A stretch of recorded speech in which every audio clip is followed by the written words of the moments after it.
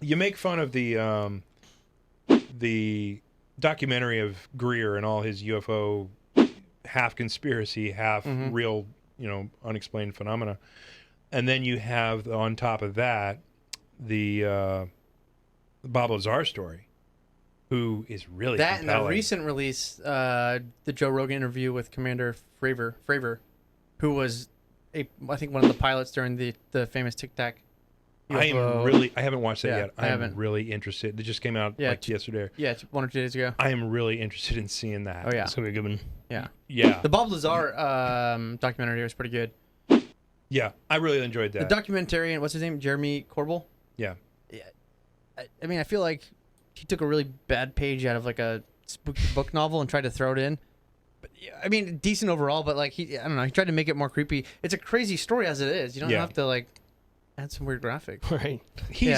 I think he's a marketer though too. I mean, he wanted to make but he a film. doesn't know his audience. But, he doesn't. He wanted to make a film that was amazing and great and told Bob's story, which is an amazing story by itself. But like Bob's story can tell itself. That's the thing. Yeah, it can. Yeah. And so he kind of positioned himself. First of all, he had interest in doing this movie because he's probably, he just wants to do stuff about UFOs. But then he positioned himself as, I was a skeptic at first. I don't know if I believe that bullshit. Even though he'd done a ton of documentaries previously on like Skinwalker Ranch, some other CIA stuff. I'm not like dismissing him. I'm just saying his flavor of documentary sucks. Yeah. But the Bob Lazar documentary, whoever's listening, whoever that may be, worth a fucking listen. Yes. Because even if 5% of what that guy says is true, we gotta wake up. Yeah. There's something going on. Yeah. I agree. I mean, there are certainly I gotta say, one of the things that he talked about in the documentary. What's wrong with calling you it two? documentary? How do you say it? Documentary? Words are hard. Words are hard. The element 115 is a nictogen. It's a nictogen. All right, it's a glass. I thought it was Moscovium. It is Moscovium. Yeah. Yeah, it's called Moscovium. It used to be called unpentium, and then they were going to go. We could get into the conversation of how the fact that it got renamed, when it got renamed, how the naming process of elements goes. Because if you actually follow the standard rule of how naming an element goes, it brings up a lot of questions. Yes, and so let's talk about that for a second, just to bring people up to speed. Okay, so back in 1989, when Bob Lazar came public and said, I'm a physicist working 30 years ago? 89. 30 years ago. Yeah, 30 years ago. So he came out and said, I'm a physicist working on reverse engineering alien spacecraft that we don't have the technology to build, so this isn't like siege from somebody else. I'm reverse engineering this spacecraft. We're working with this element 115, which, by the way, didn't exist on the periodic table back when he was talking about it. And so he basically said, we're working with element 115, and it influences gravity, which is a hugely powerful And we just field. found out in 2014 or Yeah. within the last 8 years, we found out that gravity actually is in waves. We confirmed that scientifically. Yep. It exists and reacts in waves, and that element 115 does exist, and they put it on the periodic table, and they named it, like theoretically they had it named unpentium previously. Yeah, that's what it was. They just theoretically named these things that could exist. I remember Isn't that that the one from Avatar? Yeah, it makes you blue. I actually remember that from high school when looking at the periodic table and trying to like figure out what the hell all that meant. Right. So they put it on the periodic table, which they synthesized it in a lab for about 200 microseconds. So let's talk about that. That or means milliseconds. They induced an environment that combined enough protons, neutrons, and electrons that made the element 115. Element 115, an element is based upon the number of protons. So that correct me if I'm wrong, that doesn't change. Right. So that means element 115 has 115 protons. True. The number of neutrons and the number of electrons can change up or down. Those are called isotopes. Yeah, and they took americium and they threw a bunch of calcium at it, thinking, oh, if this sticks, we're going to create unpentium, or what it's now called is moscovium. Which was retroly renamed. Yes, you have to, right. Yeah, which is like, whoa, let's pull this thread. Right, you have to have it created before you get naming rights. Yep. And so even if it's for a millisecond, if you synthesized it in an unstable isotope, and there's isotopes exist all the time. There's like whatever a dozen or so different isotopes of oxygen. Right. It's just how atoms are. Right. They change. Some are stable. Yeah. Some are more stable than others. Yeah. And so they created this, and it stayed together for 200 milliseconds or so. And so they said, okay, well, we're going to name it whatever after the guy who did it at, I think it was Caltech, where they first... Air quote first. Yeah, the first... Air quote first. Where they created this ununpentium, and then we're going to name it from its holding name ununpentium into the guy's name. But then when they got behind closed doors to have the discussion about But who there was another actually lab. gets to It was name it wasn't it a Swedish or Norwegian lab that then also synthesized it. Then I thought that was the argument with the Russians. They're like, hey, no, we got documentation of synthesizing this like 15 years ago. Yeah, I don't know. Yeah. That's a good question. So there's a little gap there, but either way, yeah, it came out that we're going to name this it was Moscovium. it was released in the news like, oh yeah, they synthesized it, and then X amount of time later, could less have than a year. That could have been the cover story. Yeah, it came out. It's like, oh, by the way, we're gonna name it Moscovium. Sounds like no a cover reason. story. No reason. Yeah. We're just gonna name it Moscovium. No reason. Yeah. Don't ask us. Yeah, yeah. And our cover story is going to be that, oh yeah, we actually invented this stuff 15 years ago and just didn't tell anybody. They had to have so much proof for that. That's what makes me like go, whoa, wait a second. Yeah.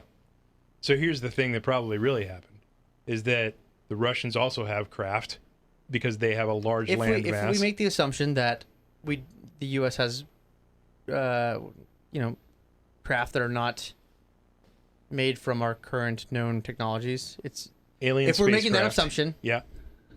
we can also then make the next assumption that someone, especially like Russia, like you just said, that has such like vast land, Like a third of the landmass of the planet. probably has some craft that we don't know what the fuck they are. Yeah. And, the Moscovium is what they use to fly around in the gravitational field to propel themselves so that they can go super light speed, beyond light speed, because when you start to manipulate the field energy connected with gravity, you're talking about slipping through matter, not having to deal with interacting with the matter.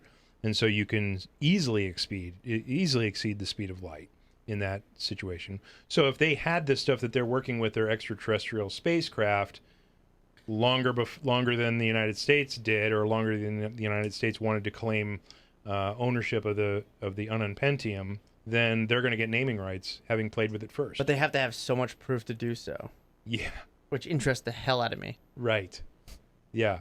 And so behind closed doors, somebody's going to have to say, Oh, yeah, I we think had an alien spacecraft in the article before I read you did. too, they even said it was a behind closed doors conversation of the renaming, Right. because there was enough evidence to prove somebody else could rename it. Yeah. Yeah. So that's just interesting that Bob Lazar's story talked about element 115 a couple of decades before they even acknowledged that 115 existed. So he was talking about it. He was talking about its influence on gravity, which is theoretically true. And pnictogens, by a class, interact with What? pnictogens. What's that? Pnictogens is a class of elements. And right now, Moscovium's the highest proton count of all the pnictogens, but it's phosphorus, arsenic, Like nitrogen. noble gases is a class. Pnictogens is a different class. Yes. Okay. So nitrogen, arsenic, phosphorus, a couple of the I can't remember the other two in between, but you've got then Moscovium. Well, they all interact with the quantum field.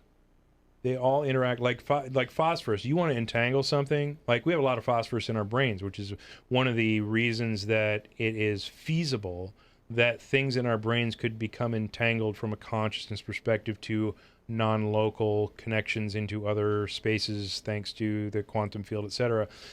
The phosphorus atom is one of those atoms that is a key and keyhole into non-local quantum energy. And such is Moscovium, that it's a key and keyhole into controlling gravitational fields.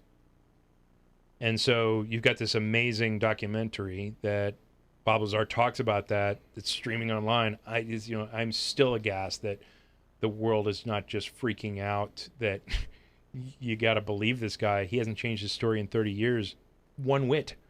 And he's talking about science back then that is now just proven today, a couple of decades before it was proven, and he hasn't changed the story. And so it's like you almost have to, it's almost an all-in or fold option of believing him or not, that he is a diehard scientist that just freaked out a little bit and had to go public because he thought he was going to get a bullet in his head because his, security detail was freaking out about his wife having an affair, which he didn't even know about at the time. So they were holding him at the front gate saying you can't come in because they were thinking his private life was a mess, which is a security risk. Yeah, which is a standard. When you have a certain level of clearance, family life is evaluated. Right. Yeah. SOP. It's standard operating procedure. For sure. Yeah. So it's like, you put the unacknowledged Stephen Greer, and then you followed up with Bob Lazar, which is pretty damning evidence. And then this Joe Rogan thing where he talks to the F-18 pilot. Who I can't wait to actually watch that. I can't Yeah, wait it's to gonna be watch it exciting. either. Yeah. And because Rogan's tweet about it was, we're not alone. So It's I like, read a really kind of weird article a couple weeks ago that said that those initial videos were never supposed to be released. right. And the Navy, did you hear last week? The Navy just confirmed that those are Yeah. real. Yeah. That those aren't like, Yeah. that's the real deal. Yeah. So I think it's important to define when we say the Navy says they're real, it means they acknowledge there are flying craft with technologies we don't understand, operated by entities we don't know, operating. Yeah. That's what it has been acknowledged. That's fucking crazy.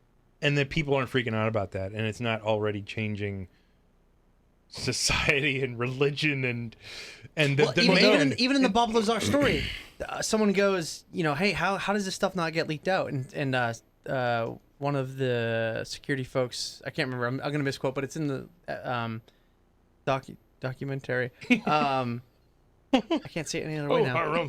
But he goes, it's the easiest secret to keep. No, if it goes out in the news, no one wants to acknowledge it. They should have not had any evidence. Then they could have been as pervasive as religion. That's a conversation for a different day. Unless we're gonna jump into that.